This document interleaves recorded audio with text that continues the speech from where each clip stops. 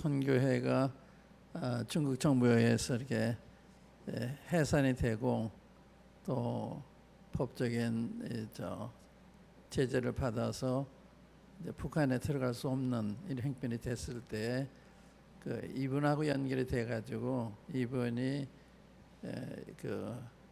함께 동행하도록 허락을 해서 권익 형제님을 하여금 북한에 들어갈 수 있게 된 권익 형제님에게는 은인과 같은 그런 분이시죠. 저는 이분 한 번도 만나본 적이 없는데 이야기만 듣고 오늘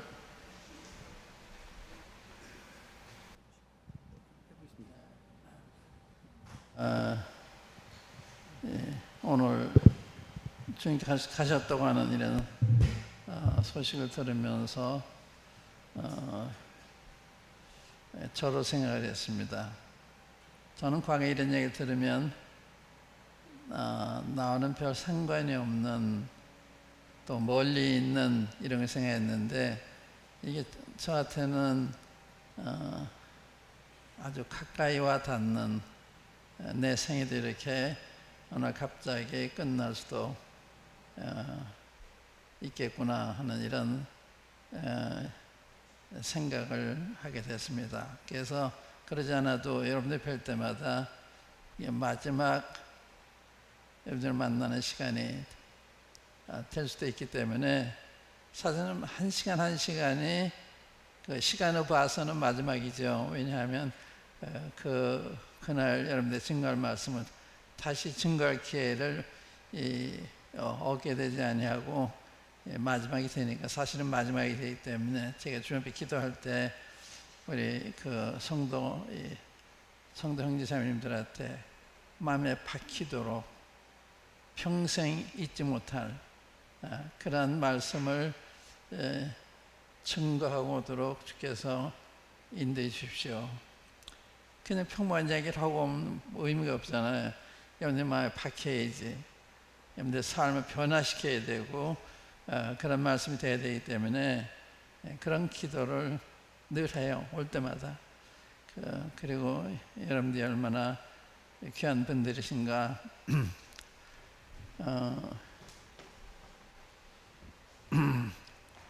왜 그런가 하면 여러분들이 이 나라의 미래고 이 교회의 미래가 되기 때문에 여러분 자신의 생활 때는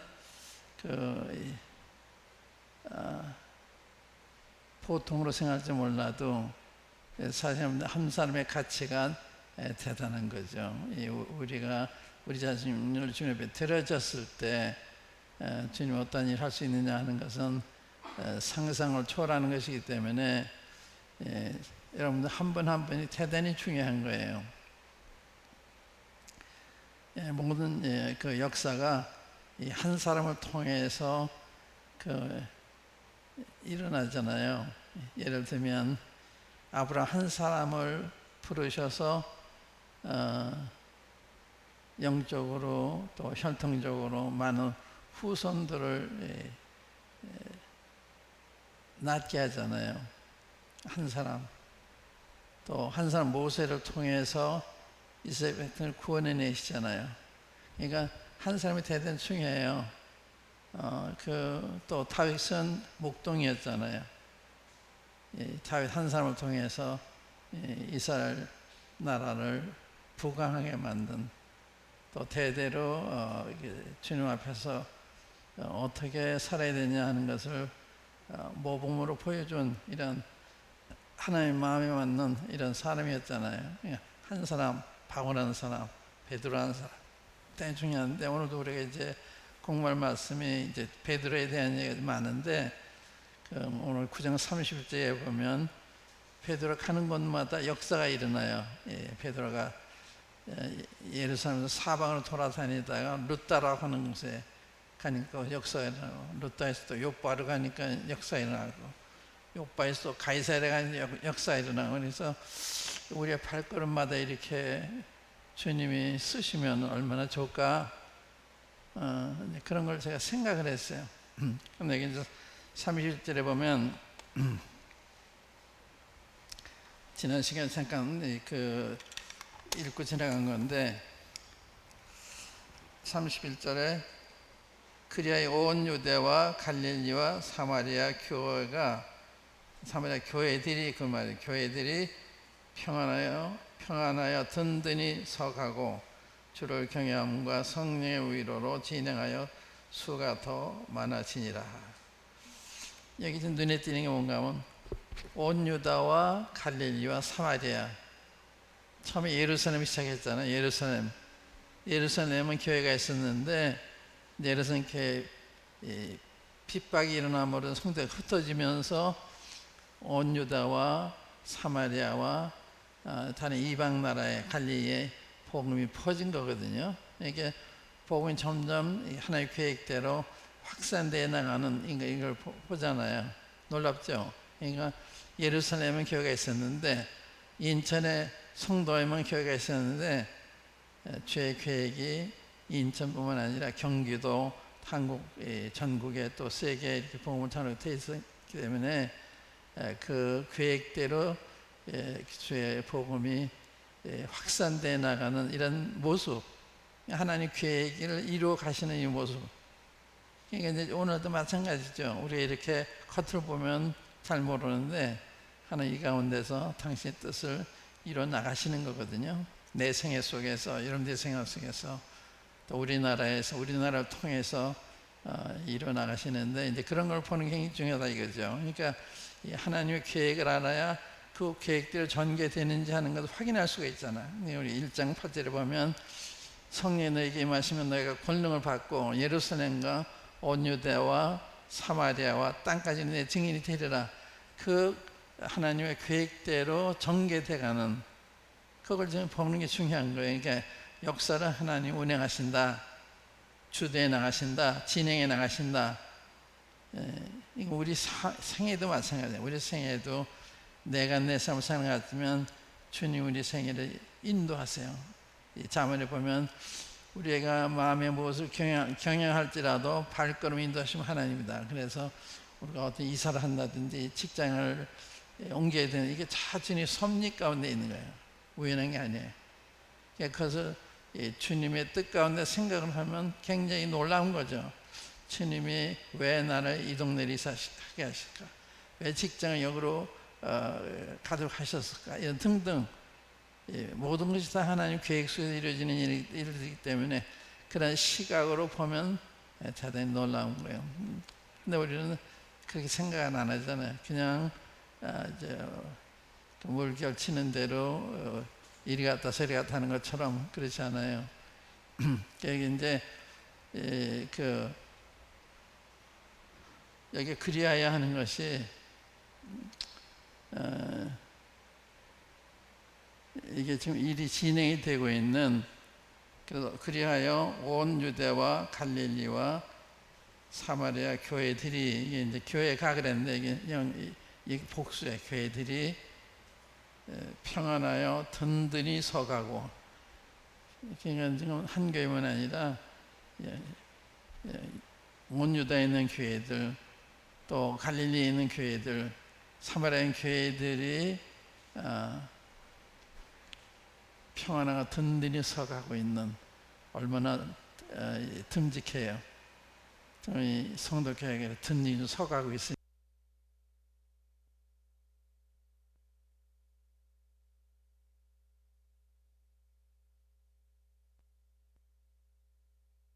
경외함과 성령의 위로로 진행하여 수가 더 많아지니라. 주를 경외함과 성령의 위로로.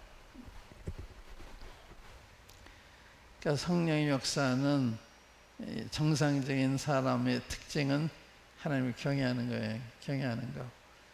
자문에 보면 여호와를 경외하는 것이 지식의 근본이다. 여호와를 경외하는 것이 지혜의 근본이다.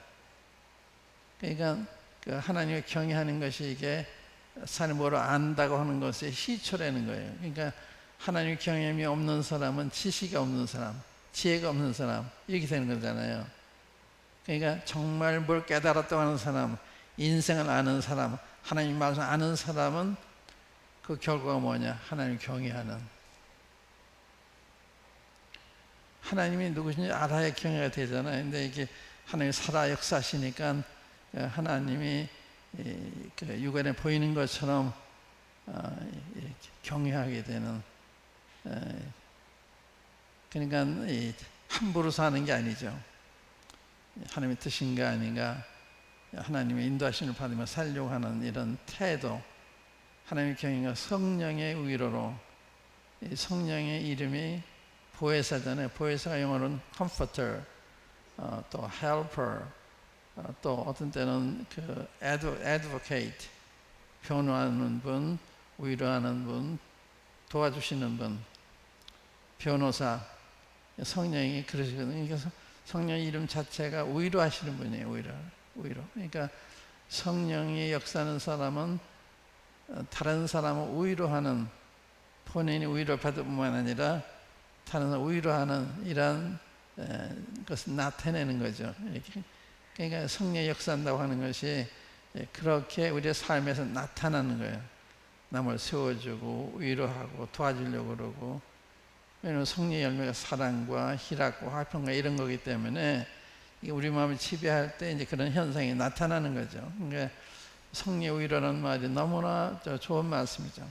하나님의 경영과 성령의 위로로 진행하여 수가 더 많아지니라.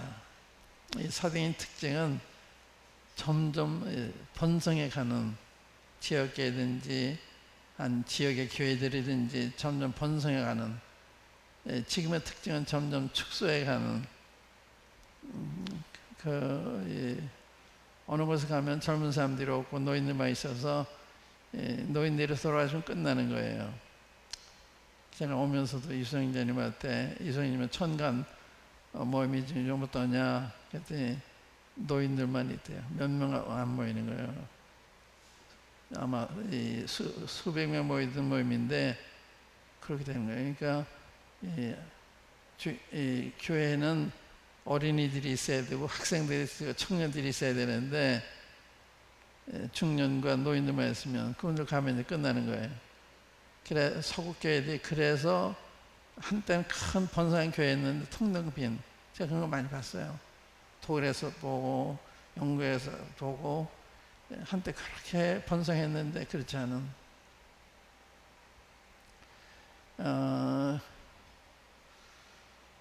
스코틀랜드를 전국적으로 이렇게 큰 부흥에 영향을 끼친 분이 있어요. 그 젊은 분인데 29세에 주님께로 가셨는데 몸도 항상 좋지 않았어요. 늘 자주 이렇게 병 때문에 휴양을 갔다 와야 되고, 그런데도 그렇게 논란에서 이루셨는데, 그러니까 그분이 기도하는데 많이 시간을 보낸 거예요. 맥체인이라는 분인데 그분을 그렇게 크게 쓰셨어요. 29세 데려갈 만큼 젊은 사람인데도 주님이 그렇게 그 사람을 만드신 거죠. 근데 제가 거기 가봤는데, 꽤 유명한 분이라 제가 영국가다 스코틀랜드 가봤는데 몇 명 안 모이는 거예요. 또 요즘 잘 아는 조지 밀러 있죠. 조지 밀러, 이 기도의 사람, 믿음의 사람, 이 과들의 아버지라고 그러는 세계에 유명한 분인데, 제가 또 거기 가봤어요. 런던에서 기차를 타고 이제 거기 가봤는데, 원장 되는 분한테 제가 처음 가니까 전화를 했는데 어떻게 찾아와 그러시더라고요. 조금 제가 섭섭했어요. 전 여기 방문한 사람인데, 그래서 하면 내가 나가 보겠다 한다든지 본인 모르면 딴 사람 보낸다든지, 벌써 그때부터 제가 좀 이상했어요. 가보니까 사람들이 몇 명 없어요. 그때 상당히 많이 모이던 모임인데, 제가 한국에서 왔다고 뭐 할 말이 하라고 그래서 제가 뭐라 하는지 아세요? 조지 밀러 하나님, 여러분들 하나님 아니십니까? 왜 이러냐 이거죠. 그래서 제가 방문해서 그런 얘기, 그 실례죠. 근데 그게 제가 느낀 거예요. 이렇게 마음에 충격이 돼가지고. 그러니까 우리 미래를 내다보면서 우리 교회를 위해서 일을 해야 되는 거거든요. 그러니까 주력객 없다, 그건 안 되는 거예요. 학생이 없다, 안 되는 거예요. 그런데 한국에도 그런 데가 많아요. 그래서 지금 이 성도교회는 참 훌륭해요. 훌륭한 게 수요일도 우리 장로님들이 어린애를 갓난아기를 데리고 오고 초등학생을 손잡고 오고 이럴 정도로 상당히 좋은 상태거든요. 그런 데가 많잖아요. 우리 북부는 그렇지 못합니다. 그게 제 마음에 참 감동이 되고 기대를 되는 거예요.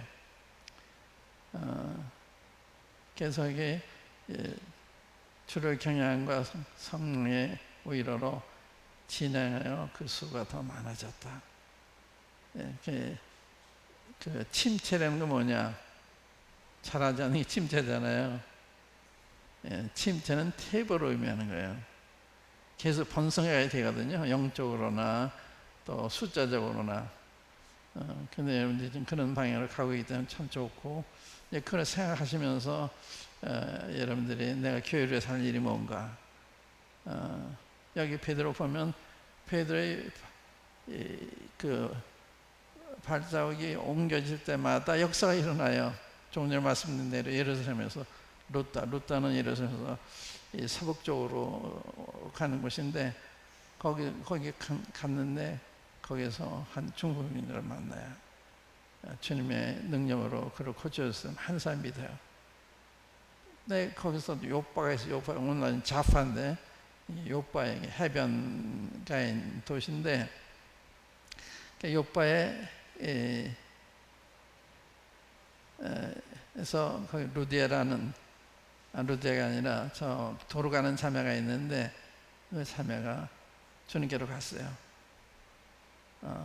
완전히 죽었는데 사람들이 베드로가 거기 가까운 데 와 있다는 이야기를 듣고서 사람 보내서 급히 오라고 와서 가서 살려요. 놀라운 죽은 사람 살리는 이런 일을 했죠.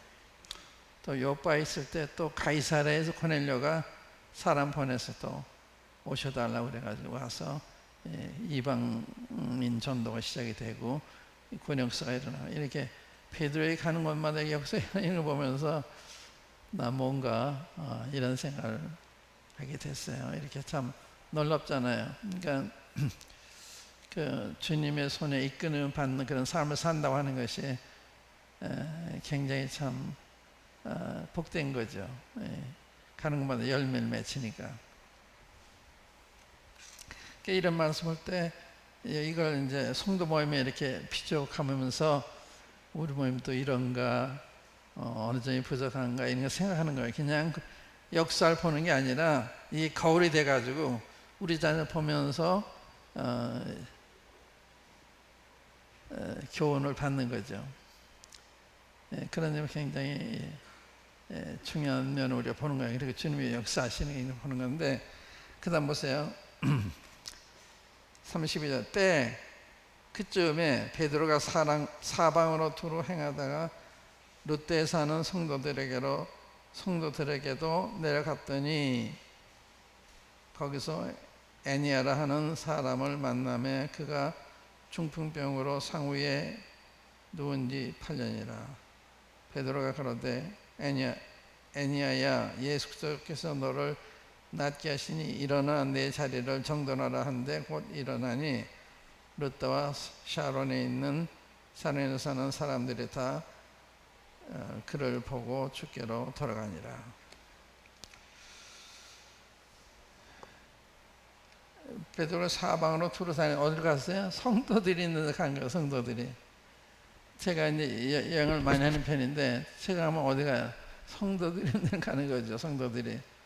오늘 내가 이제 미국 방문 앞두고 이제 여러 곳에 오늘 전화를 했는데 지금 이제 코로나 때문에 가야 되나 안 가야 되나 우리 자녀들한테도 가야 되나 안 가야 되나 그런 정도의 상황인데 근데 전에 갔을 때 와달라고 그래서 그런 상황에서도 그래서 지금도 그게 원하는 걸 전화했더니 오라고 그러고 그래서 이제 그 시카고와 또 달라스 그런데 또 성도들이 있어요. 그러니까 다는 내가 시간이 없어 갈 수가 없으니까 그럼 이 달라스로 이 휴스턴 쪽에 있는 형제님들이 오겠다. 이제 그래서 그렇게 결정을 했는데, 제가 가면 어디 가요? 성도들이 있는 데 가는 거거든요.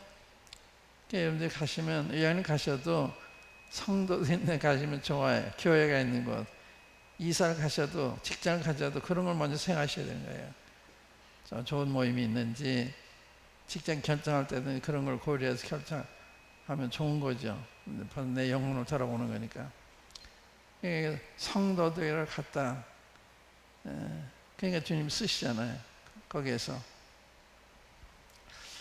집사람도 이제 중국병원으로 지금 17년 침상에 있는데, 나 이걸 보면서 왜 나한테 지금 이렇게 안 하시지? 제가 이런 걸 보면서 기도해요. 집사람이 내가 돼보게 되면 주님을 다시 잘 섬기고 싶다. 그런 얘기 한 적이 있어요. 근데 다 그렇게 되기는 안 하기 때문에 내가 믿음이 적어서 그런 건지 주님의 뜻이 그래서 그런 건지 잘 모르지만 이거보다 참 부럽고 아쉬운 거예요. 주님은 얼마든지 하실 수 있죠. 주님은 능하신 분이니까 못하신 게 없어요. 말 한마디로 천지만물도 만드시는 분이니까. 그 다음에 이제 36절에 보면 욥바의 다비다라는 여제자가 있으니, 욥바는 루다에서 또 서북쪽으로 해변가에 있는 도시인데, 이제 거기에 이제 여제자가 있으니 그 이름은 번역하면 도로가라. 선인과 구전일이 심히 많더니 도로가, 제가 자매님도 생각하면 도로가 생각 많이 하거든요. 저희 모임에는 도로가반이 있어요. 이제 이것에 도로가 이름을 붙여 도로가반을 만들었고, 그 다음에 안나, 주야로 성령을 따르는 기도하신 안나반. 안나 이제 60세 이상 자매님들 이 안나반이 있고 또 도로가반이 있는데, 이 도로가는 어떤 분이에요? 도로가는 성경에 유일하게 여제자라고 이렇게 칭해진 이런 자매예요. 여제자. 그러니까 좀 특별하게 주님을 잘 섬기는 드려진 이런 자매인데, 제가 오늘도 몇 자매도 같이 김밥으로 이제 점심을 하면서 자주 동네에 우리 사람들이 계세요. 이사 와가지고. 그래서 종종 점심도 같이 하고 그러는데, 그저께도 점심 같이 하면서 이제 구역에 있는 자매들이 초청해가지고 식사를 한 거예요. 저를 불러서 갔는데, 내가 이제 자매들 뵀으니까 내가 좀 그래도 밥값을 하고 가야 되니까 나 부탁이 있다. 내가 무슨 부탁인지 아세요? 남편들에게 잘하세요 그랬어요. 자매님 남편들 잘하라. 왜 그런가 하면 남편들이 약자다, 자매님들이 강자다. 자매님들이 남편들을 섭섭하게 하면 남편들은 갈 데가 없다. 남편들이 강한 것 같은데 남자가 약한 거예요. 그랬더니 한 자매님이요, 남자는 진흙으로 만들었지만 여자는 뼈로 만들어요. 그러니까 진흙은 힘이 없잖아요. 갈비에 힘이 많잖아요. 그래서 차이나 영국에 그런 도자기 회사가 있다고요. 차이나. 그건 뼈를 만든 게, 그러니까 깨지지 않는 거죠. 진흙은 쉽게 허물어지잖아요. 그래서 보통은 남자가 강한 것 같은데 여자가 강한 거예요. 왜 그런지 아세요? 여자의 손에 남자는 달려 있어요. 음식도 여자가 좋은 음식 해줘야 좋은 음식 먹는 거죠. 음식 안 해주면 못 먹어요. 음식이고 또 세탁하는 거라든지 집안을 청소하는, 이게 전부 이 자매들에 의해서 이 가정이 운영이 되잖아요. 그래서 남자가 혜택을 누리는 거예요.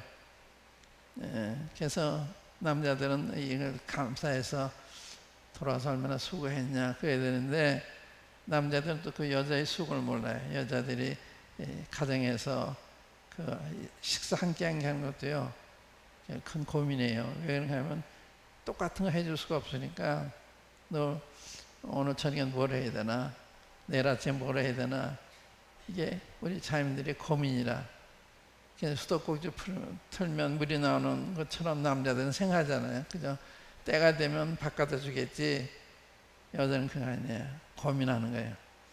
어떻게 음식을 만들어야 되나. 그래서 자매님들의 수고에 서 우리가 얻어먹고, 또 옷도 깨끗하게 입고, 집안도 이 가정이 돼서 실수가 있고, 다 이게 자매님들의 공이거든요. 그러니까 남자들은 자매님들 참 고마워야 돼요. 여보 참 고마워, 감사해, 얼마나 수고했어 그래야 되는데, 집안에서 아무것도 안 하고 있는 줄 알아요.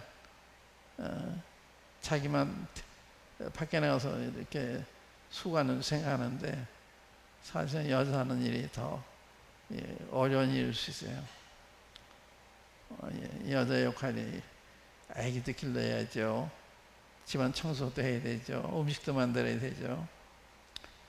그런데 자매님도 만났으니까 남편에도 잘하십시오. 어떻게 하면 잘하는 거냐? 남편에도 칭찬 들을 때 잘하는 거다. 잠언 31장에 보면 누가 현숙한 여인을 찾았겠느냐, 그 값은 진주보다 더하다. 근데 진주보다 더하다는 말이 far better than rubies. 루비 어떤 건지 난 모르지만 다이아몬드보다 더 비싼 건가 봐요. 근데 그것보다 훨씬 귀한 거라는 거예요. 현숙한 여인이. 누가 현숙한 여인 찾았겠나, 그 값은 진주보다 더하다, 훨씬 더하다. 그 무슨 뜻이에요? 진주는 보석이잖아요. 드문 거예요, 현숙한 여인이. 현숙이 많으면 현숙한 여인이 안 되죠. 근데 이 잠언 30절 보면 4가지 영역에서 잘하면 현숙한 여인이 돼요. 아주 간단해요. 말은 간단한데 간단한 건 아닌데, 그래도 어디서 보면 간단한 거예요. 왜 그런가 하면, 첫 번째 하나님의 관계, 두 번째는 남편과의 관계, 세 번째는 자녀와의 관계, 네 번째는 이웃과의 관계. 여기서 잘하면 되는 거예요. 칭찬받으면 되는 거예요. 그래서 그 잠언 30절 보면 남편이 아내한테 말하기를 덕해 있는 여자가 많으나 당신은 모든 여자보다 뛰어난다, 이 칭찬해요. 또 이 하나님이 칭찬받는 게 첫 번째인데, 좋은 것도 헛되고 아름다운 것도 거짓되나 여호와를 경외하는 자는 칭찬을 받는다. 하나님이 경외하는 여자, 이게 첫 번째예요. 하나님이 경외하는 데서 칭찬받는 남편이 칭찬받는 아내도 생기는 거죠. 하나님 경외하는 거. 그러니까 하나님 경외하는 데 굉장한 걸 의미하는 거예요. 그런데 하나님 경외는 어떻게 돼요? 주님과 가까이 지나셔야 되잖아요. 말씀과 기도 가운데 가까이 지날 때 하나님을 경외하는 사람이 되는 거예요. 자기도 모르게. 그리고 이제 주의 말씀 순종하는 게 이게 당연하고 또 즐거움이고, 그러고 하다 보니까 남편은 너무 고마운 거예요, 아내가. 그러니까 칭찬하게 되는 거죠. 하나님의 관계, 하나님을 경외하는 여자는 하나님께 칭찬을 받는다. 하나님께 칭찬받는 여자가 이제 현숙한 여인의 첫 번째 조건이에요. 그 다음에 두 번째는 남편이 칭찬하는, 남편이 칭찬받는 아내가 되어야 되는 거예요. 근데 요즘은 이제 그 자매님도 훌륭하게 잘하시면서도 죄인이니까 항상 잘하지 못하잖아요. 그래서 내가 오늘도 자매님들한테 남편들한테 말씀하는 것부터 따뜻하게 하세요. 엄마가 자식한테 하듯이. 남편은 엄마 손에 자랐기 때문에 아내들은 남편같이 해주기를 바라는 게 속에 있어요. 여자는 다 엄마 같은가 보다 이렇게 생각하는 거예요. 근데 엄마는 아니잖아요. 그러니까 엄마 같이 못하지만 그래도 남편은 그런 데 익숙해 있기 때문에 그 아내한테 아내가 참아주고 받아주고 그렇게 말하는 거예요. 그러니까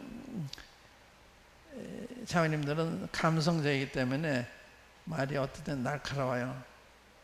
또 쌀쌀하다고 그러나요? 근데 그 남편들은 또 이해를 해야 돼요.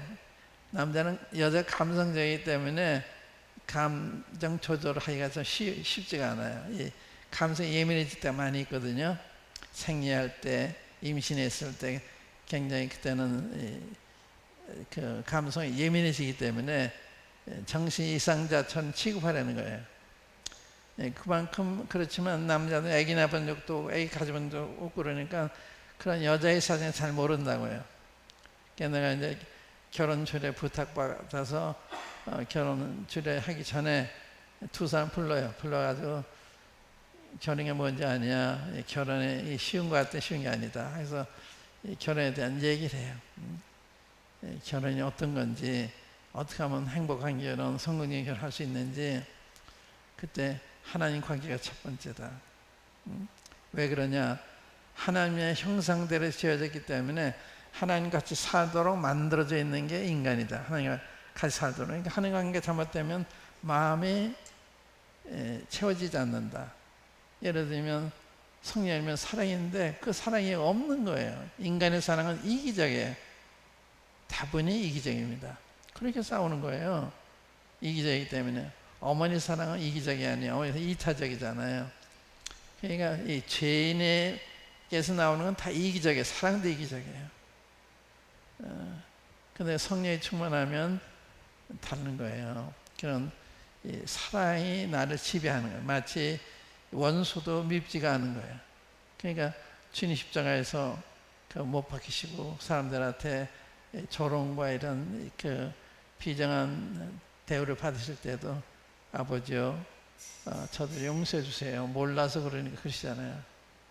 스데반도 돌에 맞아 죽으면서 주여 이 죄를 저들에게 돌리지 말아주십시오. 하나 미워하는 마음이 없는 거예요. 그러니까 성령이 충만하면 미운 사람이 없는 거예요. 핍박한 사람 축복해라.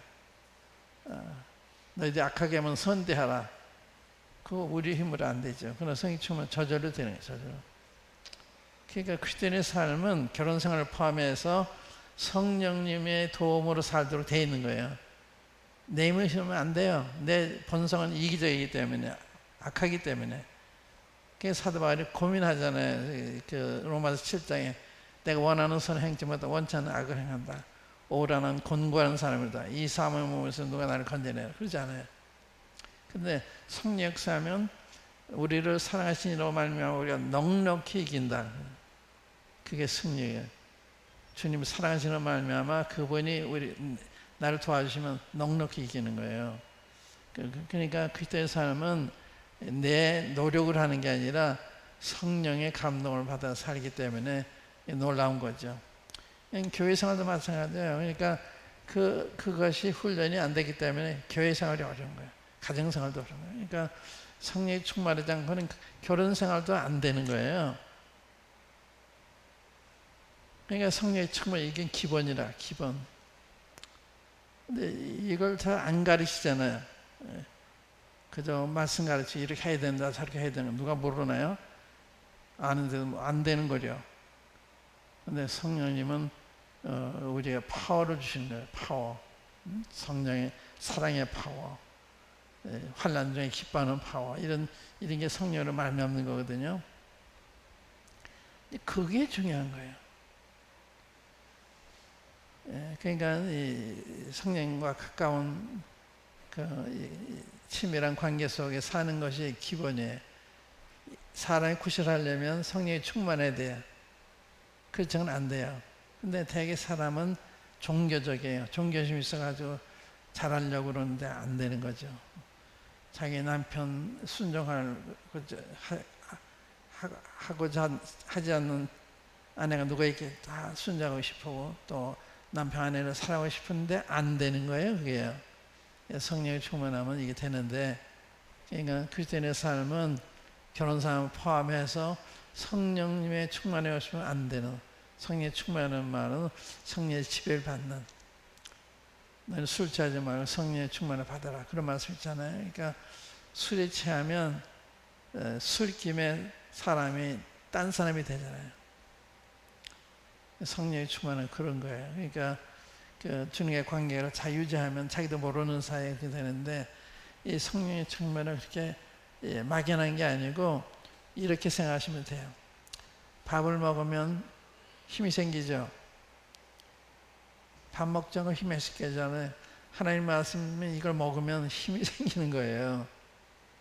영적 힘이 생겨요. 그러니까 성경과 가까이 살면 성령의 충만이 되는 거예요. 성령의 충만은 말씀의 충만으로 나타나는 거예요. 그래서 그 야고보 3장에 보면 주님에 대해서 하나님이 성령을 물부터 주심에 뭐라 그러나 한번 찾아볼게요. 야고보 3장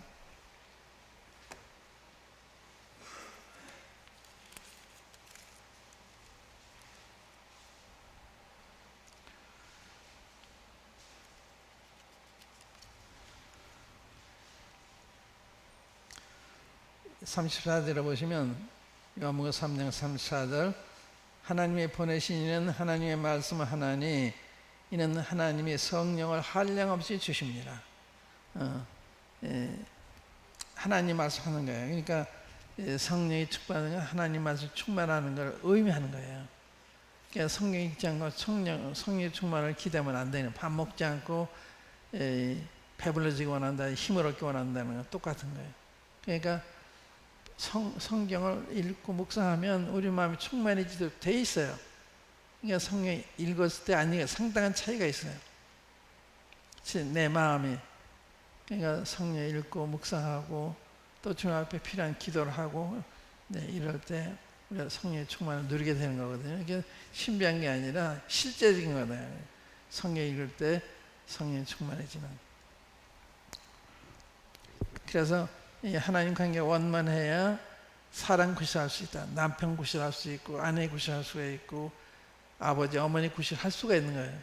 성령이 충만하지 안 되는 거예요. 이게 하나의 진리입니다. 그러니까 성령의 충만을 얻어야 내가 사람다운 삶을 살 수 있다. 이렇게 생각해 보세요. 내 마음이 편안하면 마음도 편안하게 해요.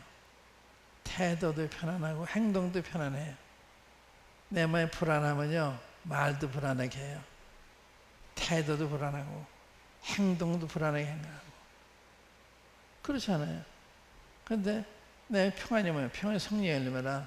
성령의 열매는 사랑과 희락과 화평과 성령의 열매예요. 희락도 성령의 열매고, 선도 성령의 열매고, 양선 또 온유도 성령의 열매고. 그러니까 성령이 우리 지배할 때 이렇게 나타나는 거거든요. 이거는 환경을 초월하는 거예요. 인간의 것은 아니에요. 우리 겸손 온유하려고 우리 노력하잖아요. 이렇게 힘이 없어요. 다 깨져요. 성령이 충만하면 뺨을 쳐도 괜찮아요. 손해봐도 괜찮아요. 제가 그랬잖아요. 제가 미국에 가서, 미국에 처음 갔을 때 만불을 가져갔는데, 제가 중에 인도한 형제가 사업을 하면 돈이 필요하다 그래서 마음을 그냥 줬어요. 상해라고. 조건도 없이. 근데 그 사업이 파산이 됐어요. 하루아침에 전 재산인데 만불이 없었어요. 제가 어떻게 생각하는지 아세요? 주님이 나 목돈 가지고 원하지 않으시는구나. 주님이 가셔가. 주님 가셔야 돼. 그 형제가 잘못했다고 생각 안 하고 주님이 가셔갔다 생각했어요. 그래서 그 형제한테 가서, 형제님, 제 돈도 염려하지 마세요. 형님에 드린 겁니다. 이제 제가 돈만 생각했으면 돈 갚으라고 그러고 미워하고 그럴 수도 있었겠죠. 그런 마음이 안 드는 거예요. 그런 마음이. 그 형제님이 자기 아들 불러놓고, 난 이 생에 다 한 사람 친구가 있다. 절 두고 했다고 얘기하더라고요. 그러니까 성령의 충만은 그렇게 되는 거예요. 근데 어떤 형제들은 뭐 1,500부 뭐 이거 빌려준 안 준다고 막 비난하고, 그런 여러 형제들 돈을 빌려줬어요. 그래가지고 사업을 했는데 또 이자를 이분이 또 많이 준 거예요. 제가 수입이 많아지니까 나 혼자만 체험을 안 되니까 그러니까 이자를 5부 막 6부 막 이렇게 이자 주니까 그래 그 사업이 파산하게 됐는데, 파산되니까요 사람들이 그렇게 변하는 거예요. 형제들도. 내가 그렇게 섭섭한 형제한테 내 간증을 하면서 난 주님께서 했다고 생각하다. 주님 가져가셨다고. 그 편안하잖아요. 뭐. 그런 놀라운 게요. 제가 이제 한국 오게 됐잖아요. 한국 오면 제가 있을 곳이 있어야 되잖아요. 주님, 제가 한국 가면 저 전세돈에 있어야 되잖아요 하고 기도를 했거든요. 그런데 어느 분이 내가 미국에 있을 때 편지해가지고, 형제님 거처는 걱정 말고 오십시오. 제가 아파트 여기가 있어 하나 드리겠습니다. 주시는 거예요, 아파트를. 그러니까 필요 없을 때 가져가지, 필요할 때 주시더라고요. 가져가셔도 괜찮은 거예요. 주님이 필요 없어서 가져가시는 거니까. 그렇게 받으시면 돼요. 그게 범사에 감사하는, 범사에 인정하는 뜻이에요. 그러니까 그런 걸 가지고 따지면 안 돼요. 주님이 나로 하여금 이게 필요 없기 때문에 이렇게 하셨나 보다, 이렇게 받아들이면 되는 거예요. 이걸 인정하라. 범사에 그러면 내 길이 지도하시나. 잠언 3장의 말씀이죠. 범사에 감사하라. 이는 우리 주 예수 안에서 너희를 향한 하나님의 뜻이다. 그런 거거든요. 그러니까 누가 원한 관계 맺을 필요도 없어요. 어떤 어려운 일이 있으면 주님 나보고 겸손하라 그러나 보다, 기도하라 그러나 보다, 이렇게 항상 이렇게 받는 거예요. 그래서 하나님을 사랑하는 자, 곧 그 뜻대로 부르심을 입은 자들에게는 모든 게 선을 이룬다고 그러잖아요. 그러니까 모든 게 다 나한테는 영적으로 성장해 갈 수 있는 기회가 되는 거예요.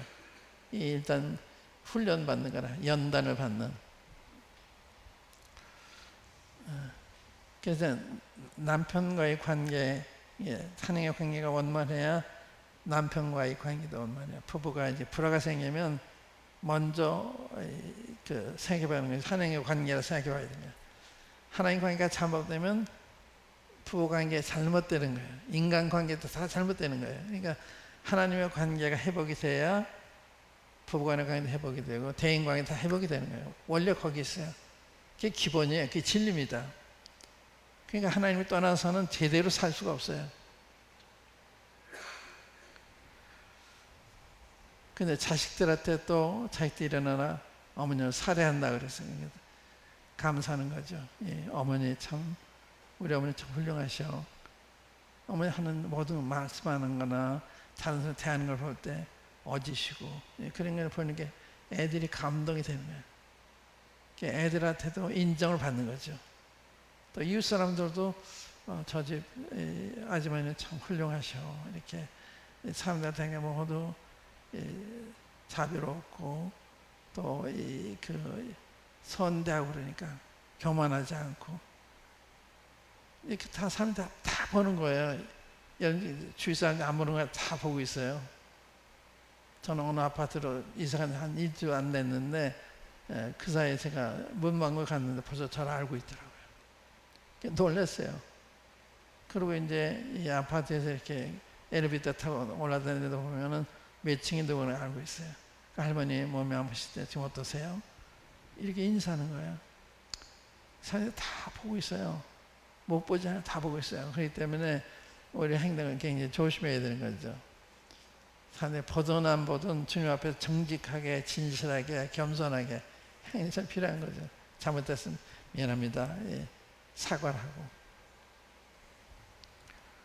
그래서 영역이 네 영역이잖아요. 하나님과의 관계, 남편과의 관계, 아내와의 관계, 자식과의 관계, 그다음에 이웃과의 관계. 이 네 영역의 칭찬을 받으면 현숙한 여인인 거예요. 그 여자한테 많은 게 달려 있어요. 여자한테. 여자가 가정을 우지좌지 하니까, 그래서 성경에 보면 지혜로운 여자는 자기 집을 세우되 미련한 여자는 자기 손으로 집으로 허문다고 그랬어요. 그러니까 여자는 가정을 세우는 거 파워가 있어요. 가정을 파괴할 수 있는 파워도 가지고 있어요. 그런 영향력을 주셨어요. 그래서 여자의 영향받지 않는 남자가 없습니다. 좋은 남자 뒤에는 좋은 어머니나 좋은 아내가 있다고 그러잖아요. 그러니까 여자의 영향이 굉장히 큰 거예요. 여자가 어떻게 하느냐에 따라서 남자가 잘 될 수도 있고 못 될 수도 있고. 그러니까 여자가 굉장히 중요한 거고, 또 여자가 더 똑똑해요. 남자보다 말도 잘하고 또 말도 조리 있게 잘하고. 여자하고 말다툼하면 못 이겨요. 이기지 못하는 싸움을 싸우는 거예요. 아예 말다툼하지 않아야 돼요. 못 이겨요. 그 여자는 진히 말 잘하도록 만드셔요. 말을 많이 하잖아요. 그래서 가정이 화기하게 만드는 거예요. 말이 좋은 거예요. 근데 그걸 잘못 사용하면 해로운 거죠. 그 여자 참 좋은 점이 많아요. 그거를 성령 안에서 다듬어질 때 참 훌륭한 아내, 훌륭한 어머니, 훌륭한 이웃이 되는 거죠. 이 가정이 중요해요. 가정이 잘 돼야 교회도 잘 되는 거예요. 가정이 잘 안 되면 교회도 안 되는 거예요. 가정이 평안해야 교회도 평안한 것처럼 가정에서부터 잘 하셔야 됩니다. 가정에서. 그러니까 가정생활에서 신앙생활을 해야 되는 거예요. 아내는 아내로서, 남편으로서, 자식은 남편에 대해서, 부모에 대해서, 부모는 자식에 대해서 다 의무가 있잖아요. 그래서 가정이 그렇게 하다 보면 교회생활은 저절로 되는 거죠. 그게 질서잖아요. 가정의 질서가 잘 되어지면 교회 질서 잘 되잖아요. 가정에서 함부로 하면 교회에서도 함부로 하게 되고 직장에도 함부로 하게 돼요. 그런 문제가 생기는 거죠. 보는 바 형제를 사랑치 않는 자가 보지 못하는 바 하나님 어떻게 사랑했느냐. 가정생활이 참 중요합니다. 자녀 교육이 중요하고. 그래서 이런 걸 연구를 하셔야 돼요. 연구. 성경에서 연구를 하시고, 또 요즘 좋은 책들이 많이 나와서 좋은 책을 보시면 연구하시고. 그래서 좀 가정부터 세우는, 가정이 실패하면 인생이 실패하는 거예요.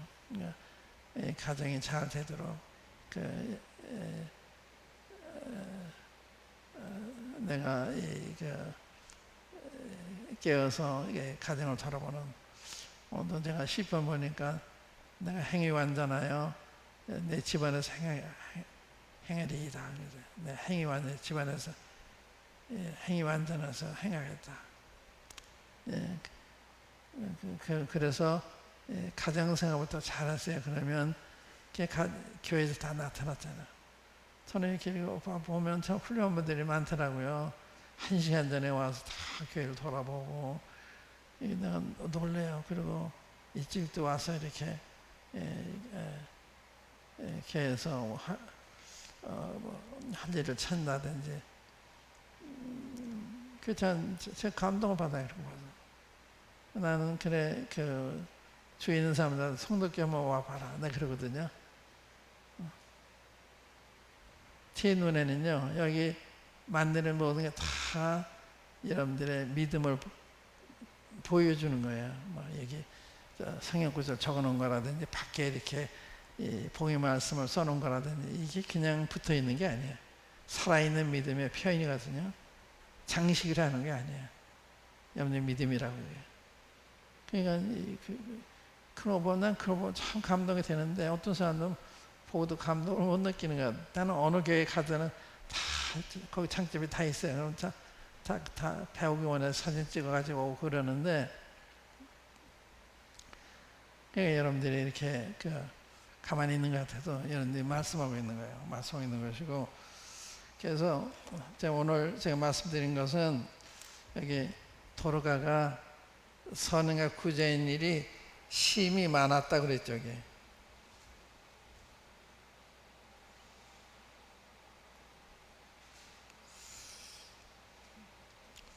선행 구전의 심이 많더니 36절.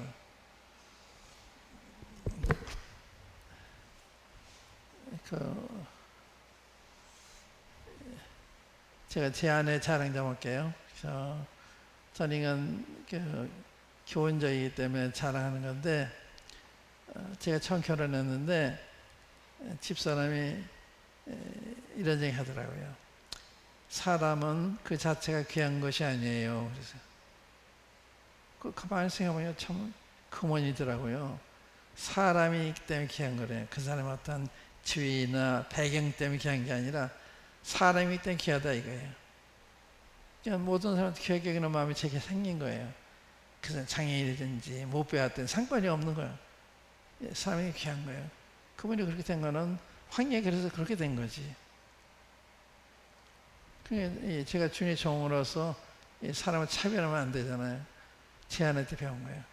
사람은 그 자체에 귀하지 않아요. 그 다음에 제가 또 이제 어떤 때 형제들의 섭섭해서 형제들이 얘기를 하면은 집사람이 그래요. 누군가가 감당하는 사람이 있어야 되지 않겠어요? 저보고 당신이 감당하시는 게 아니라 누군가가 감당하는 사람이 있어야 되는 거죠. 그리고 그 말이 오르니까 제가 저한테 어떤 얘기 들어와도 이게 딴 데로 옮기질 않죠. 제가 가지고 있죠. 우리는 이 좋지 않은 얘기 자꾸 이렇게 퍼뜨리는 남한테 얘기하기 쉬운데 그 사람한테 피해가 되잖아요. 그래서 그러면 저한테 누가 상담을 하겠어요.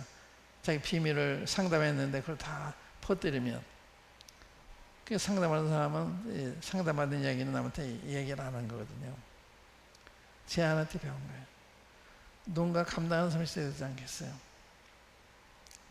그 다음에 제가 고등학교 때 신세진 가정이 있는데 그 얘기를 했더니 집사람이요. 추석 때가 되면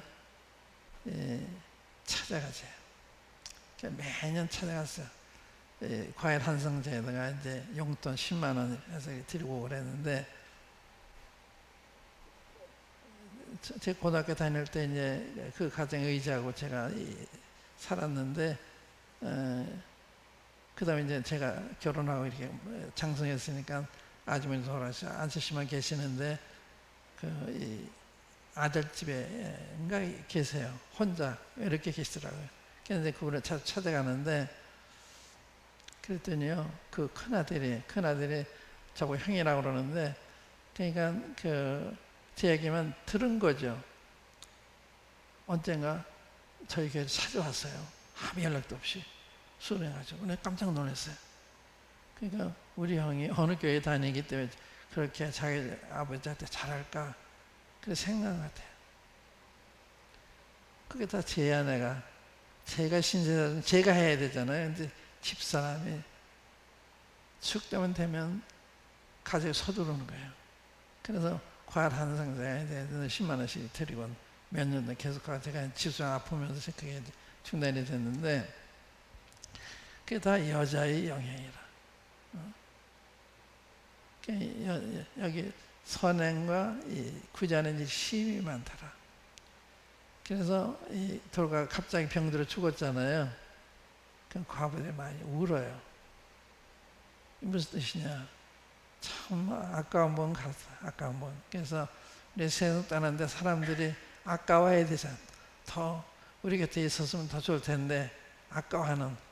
그래서 이렇게 울어요. 죽음의 시체를 씻어 살아게 니은이라 룻다가 에롯바에 가까운 데로 제자들이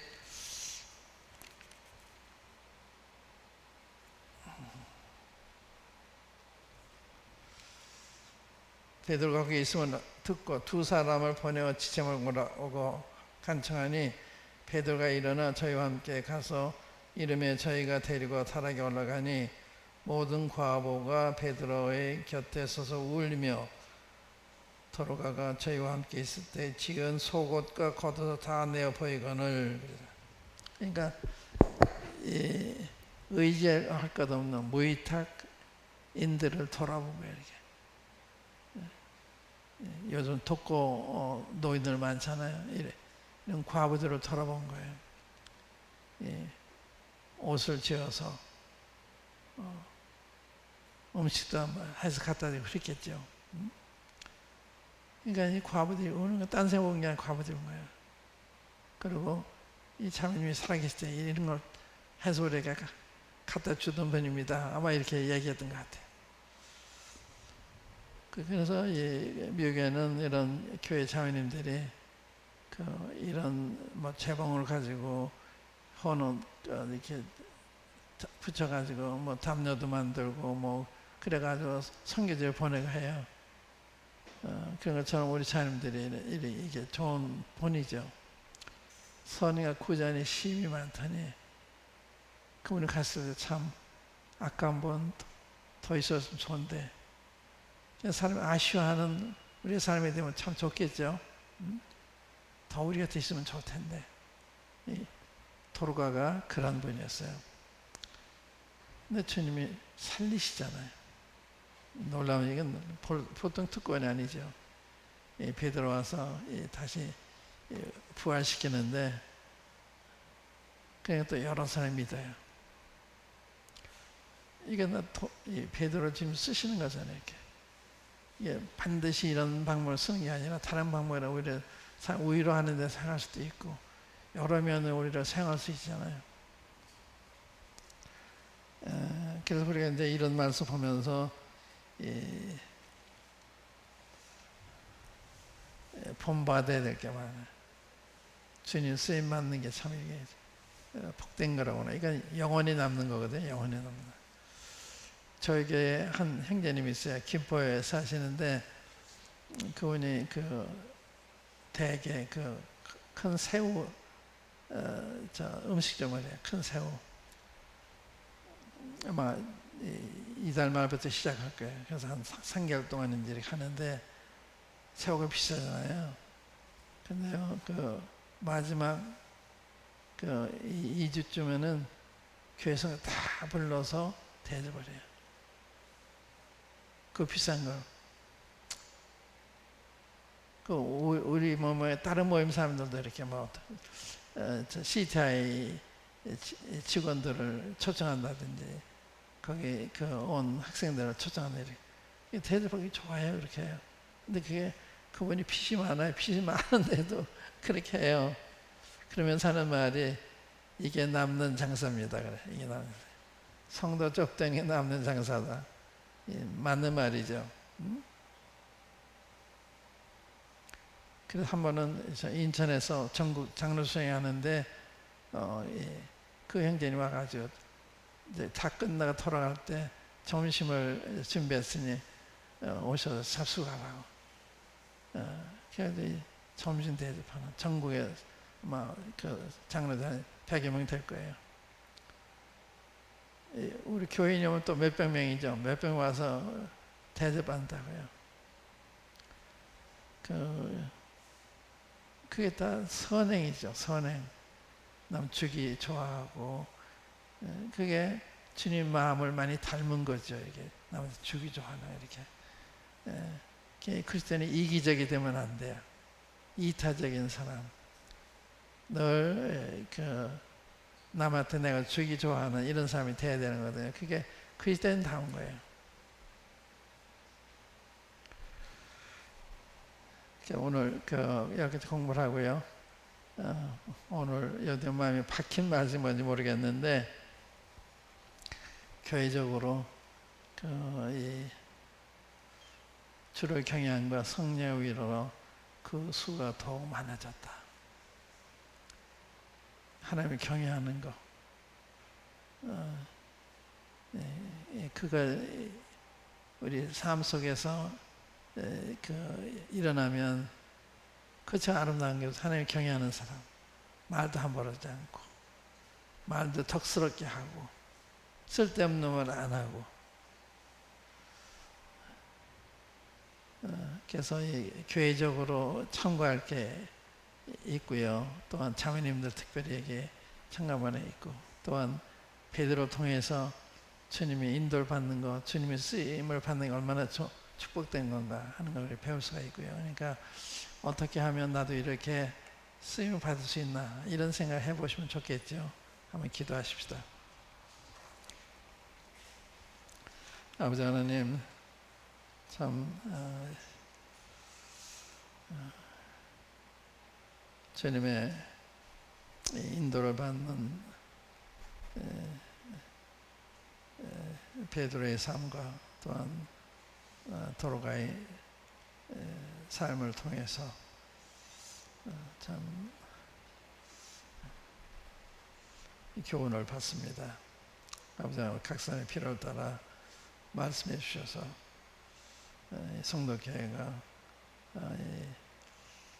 여기에 읽은 그 교회들처럼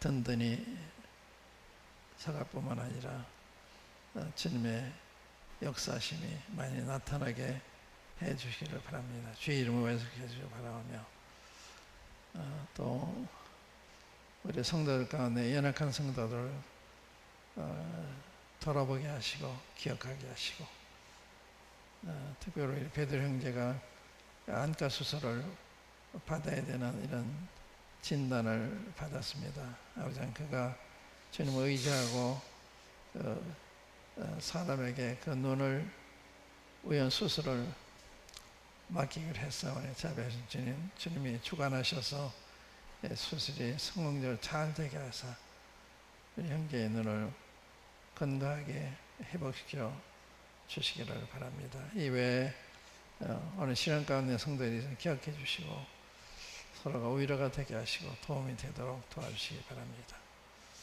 주 예수 그리스도의 이름으로 아버지 하나님께 기도합니다. 아멘.